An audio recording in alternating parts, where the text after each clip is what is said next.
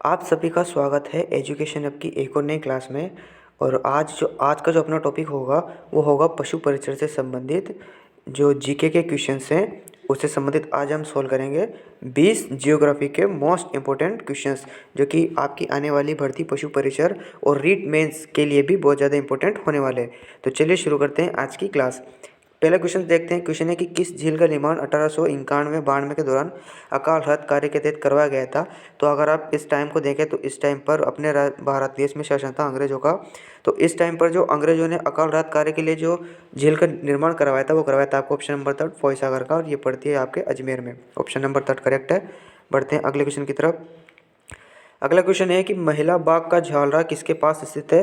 तो महिला बाग का जो झालरा है वो आपके पड़ता है जोधपुर में, और जोधपुर में पड़ता है आपके गुलाब सागर के पास में। और अगर इसकी बात करें कि ये किसने बनवाया था, तो महिला बाग का जो झालरा है वो विजय सिंह की जो पासवान थी, विजय सिंह की पासवान गुलाब राय ने, विजय सिंह की जो पासवान थी गुलाब राय ने, जिन्होंने 1776 में ये महिला बाग का झालरा बनवाया था। ऑप्शन नंबर 3 इसका करेक्ट होगा। नेक्स्ट क्वेश्चन है निम्न में से कौन सा युग्म सुमेलित नहीं है। यहाँ पर हमें असुमेलित युग्म छाटना है। तो छापरवाड़ा झील है जयपुर के अंतर्गत आती है, यानी कि ये बिल्कुल सही है। ताल छपर चूरू में ही पड़ती है, ये भी बिल्कुल सही है। लेकिन बाल समंद जो झील है वो आपके राजसमंद में नहीं पड़ती है, बाल समंद जो झील है वो आपके जोधपुर में पड़ती है, यानी कि जो ऑप्शन नंबर 3 है वो इसका करेक्ट आंसर होगा, ऑप्शन नंबर 3। बाकी जयसमंद आपके उदयपुर में ही पड़ती है। बढ़ते हैं अगले क्वेश्चन की तरफ। अगला क्वेश्चन बहुत इंपॉर्टेंट होने वाला है क्योंकि ये इतने सारे एग्जाम्स में आ चुका है। तो इस क्वेश्चन के बारे में और इस टॉपिक के बारे में आपको ध्यान में होना चाहिए। क्वेश्चन में पूछा गया है कि national lake conservation programme date की अगर बात की जाए तो जून 2001 के आसपास ही चलाया गया था, यानी कि नेशनल लेक कंजर्वेशन प्रोग्राम, जिसके अंतर्गत 6 झीलों को शामिल किया गया था। और क्वेश्चन पूछा है कि इनमें से कौन सी झील नहीं है। तो आना सागर है, मान सागर है, पुष्कर है, लेकिन बजाज सागर इसके अंतर्गत नहीं है, यानी कि ऑप्शन नंबर 4 इसका करेक्ट आंसर होगा। अगले क्वेश्चन की तरफ बढ़ते हैं। नेक्स्ट क्वेश्चन है राजस्थान की कौन सी झील टोड रॉक से जानी जाती है। तो एक आपको ध्यान में होना चाहिए, एक तो टोड रॉक और एक नन रॉक, ये दो चीज़ें आपको ध्यान में होना चाहिए, और ये है आपके नक्की झील पे। ऑप्शन नंबर 1 इसका करेक्ट है। बढ़ते हैं अगले क्वेश्चन की तरफ।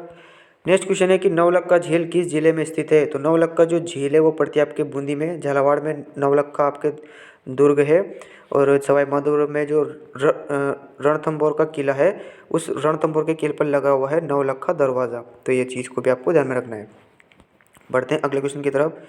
नेक्स्ट क्वेश्चन पूछा है कि सांबर झील में कौन सी नदी नहीं गिरती है। तो सांबर झील की बात की जाए तो सांबर में गिरती है एक तो मेंढा, रूपनगढ़, खारी, खंडेला, और एक जाता है आपके बांडी नाम का नाला। ये तो मतलब ये भी आपका वहाँ पर गिरता है। तो मेंढा गिरती है, खंडेला गिरती है, रूपनगढ़ गिरती है, लेकिन कातली नदी सांबर नदी की झील में जाकर नहीं गिरती। Option number 2 correct. बढ़ते हैं अगले क्वेश्चन की तरफ। नेक्स्ट क्वेश्चन में कहा गया है कि अमर सागर जो झील है वो किस जिले के अंतर्गत आती है। तो जोधपुर, जयपुर, जैसलमेर, उदयपुर। तो देखिए इस तरह की कुछ ज़िले हैं जो आपको लगभग आपने बहुत सी बार उनका नाम भी नहीं सुना होगा। तो कई बार वहाँ से भी क्वेश्चन आ सकते हैं, जैसे कि ये वाला जो क्वेश्चन है, ये क्वेश्चन भी रेट मेंस में आया था 2023 में, संस्कृत सब्जेक्ट में आया था। ये मुझे अच्छे से ध्यान है, ये वहाँ पर आया था। तो यहाँ पर क्वेश्चन में पूछा गया था कि अमर सागर जो झील है ये कौन सी झील में पड़ती है। तो ये झील पड़ती है आपके जैसलमेर में। जैसलमेर से संबंधित कुछ झीलें आपको ध्यान में रखनी है, जैसे कि एक तो अमर सागर हो गई, इसके अलावा आपको एक याद रखनी है, एक तो याद रखनी है जेठ सागर। इसके बारे में भी नेक्स्ट एक क्वेश्चन मैंने डाला है, वो हम चर्चा करेंगे। एक याद रखनी है आपको जेठ सागर, जेठ सागर के बाद में एक ब्रह्म सागर, ब्रह्म सागर, ब्रह्म सागर के बाद में एक याद रखनी है आपको गड़ी सागर, गड़ीसर जिसको भी बोलते हैं, ये भी इंपॉर्टेंट है गड़ीसर। तो ये कुछ जिले हैं जिनको आपको ध्यान में रखनी है, ठीक है, ये आपके पड़ती है जैसलमेर में। बढ़ते हैं अगले क्वेश्चन की तरफ। वो देखिए वो क्वेश्चन यहाँ पर जस्ट नेक्स्ट है कि जो जेठ सागर, ब्रह्म सागर और कोशीराम का कुंड, ये भी आपको ध्यान में रखना है, ये सभी पड़ते हैं आपके जैसलमेर में। देखिए आपको कन्फ्यूजन नहीं होना है, एक तो है आपके जेठ सागर और एक है आपके जेठ सागर। तो जेठ सागर तो हमने यहाँ चर्चा करी ली, जैसलमेर के अंतर्गत आता है, लेकिन जो जेठ सागर जो झील है ये आपके बूंदी में पड़ती है। इस चीज़ को भी आपको ध्यान में रखना है कि जेठ सागर बूंदी और जेठ सागर जैसलमेर, कन्फ्यूज बिल्कुल भी नहीं होना है। अगले क्वेश्चन की तरफ बढ़ते हैं। क्वेश्चन है अगला, यहाँ पर हमें मिलान करना है झीलें और झीलों को। देखिए नवलखा जो झील है, हमने ऊपर ही चर्चा करी थी, नवलखा झील बूंदी में है, ताल छापर चूरू में है, तालाबशाही, इस चीज़ को आप इंपॉर्टेंट लगा लें क्योंकि ये बहुत बार एग्जाम में पूछा जा चुका है। तालाबशाही इसको ऐसे भी लिखते हैं या बोलते हैं तालाब ए शाही। तो अगर आप इस शब्द को इस रूप में भी अगर देखें तो कंफ्यूज नहीं होना है कि तालाब शाही और तालाब शाही ये दोनों चीज़ें एक ही है और ये पड़ती है आपके धौलपुर में। और पचपदरा आपको सबको याद है बाड़मेर में पड़ता है, तो कूट के अंतर्गत आप देख लीजिए कौन सा राइट होगा। नेक्स्ट क्वेश्चन है कि चूलिया जलप्रपात के नीचे की ओर राजस्थान में कौन सा बांध बना है? तो चूलिया जलप्रपात सबको ध्यान में है, चित्तौड़गढ़ में है। चित्तौड़गढ़ के अंतर्गत कौन सा बांध है? राणा प्रताप सागर। नेक्स्ट क्वेश्चन आ गया कि चंबल नदी पर निर्मित बांधों को नदी प्रवाह की दिशा में सही क्रम में जमाइए। क्वेश्चंस को भी ठीक से पढ़ना है। यहाँ पर हमें पूछा है नदी प्रवाह की दिशा में, अगर यहाँ पर पूछते नदी प्रवाह की उल्टी दिशा में तो इनका क्रम उल्टा हो जाता। तो चलिए शुरू करते हैं, देखते हैं कि इनमें से कौन सा इसका राइट आंसर होगा।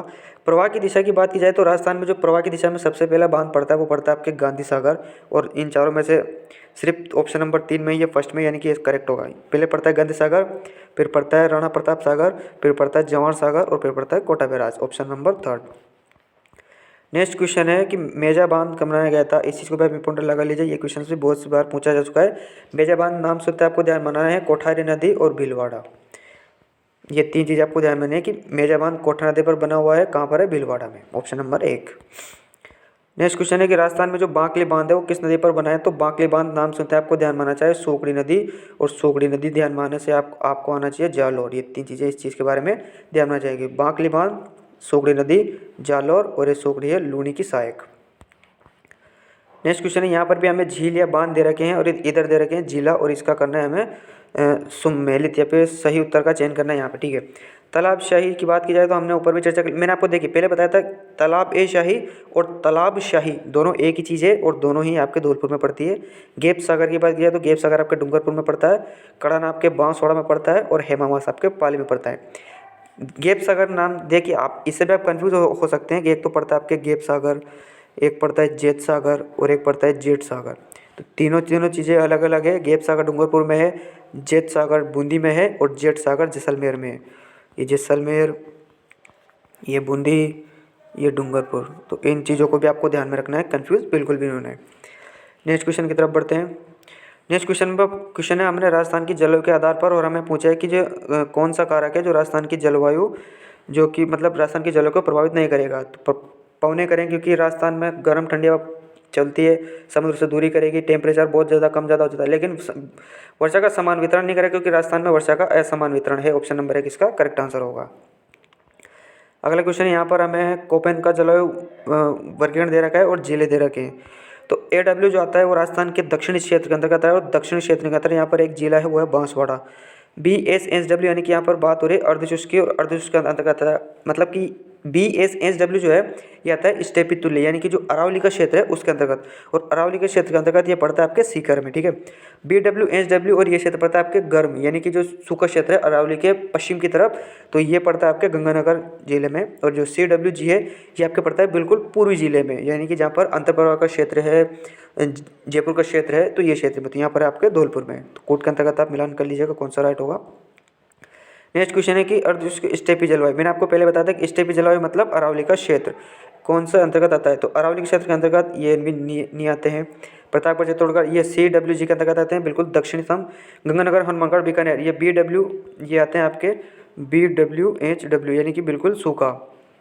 तो इसका करेक्ट आंसर होगा ऑप्शन नंबर 2, यानी कि जालौर, पाली, जोधपुर, नागौर, सीकर, चूरू, झुंझुनू, ये जो भी क्षेत्र है ये आते हैं आपके स्टेपी जलवायु वर्गीकरण के अंतर्गत।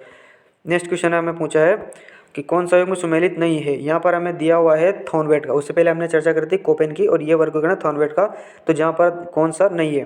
तो देखिए E-AW, तो ये जो वर्गीकरण था ये वर्गीकरण थॉर्नवेट के अनुसार है बिल्कुल पश्चिम में, यानी कि रेगिस्तान वाला इलाका, तो ये पूर्वी राजस्थान। तो जी ये फर्स्ट ऑप्शन में हमें इसका आंसर मिल चुका है, क्योंकि जो E-D है ये आपके पूर्व में नहीं है, ये आपके पश्चिमी राजस्थान का इलाका है। पूर्वी की अगर बात की जाए तो पूर्वी राजस्थान का इलाका है DAW, ये मध्य का है, सॉरी हाँ ये मध्य का है, ये उत्तर का है, ये दक्षिण का है। इस चीज़ को भी आपको ध्यान में रखना है।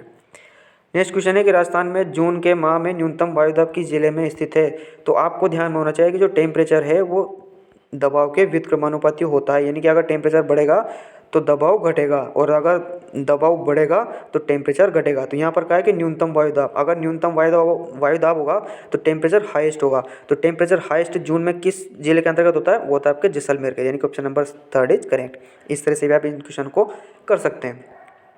तो आज की लिए इतने इतने क्वेश्चंस काफ़ी है। आप मुझे कमेंट बॉक्स में ज़रूर बताएं कि आपने इन 20 क्वेश्चंस में से कितने क्वेश्चन सही किए थे, और आपने कुछ अगर नया सीखने को मिला है आपको, तो चैनल को ज़रूर सब्सक्राइब करें, वीडियो को लाइक करें, अपने दोस्तों के साथ शेयर करें और अपनी तैयारी को अच्छे से जारी रखें। मिलता है आपसे अगले वीडियो में, तब तक के लिए धन्यवाद।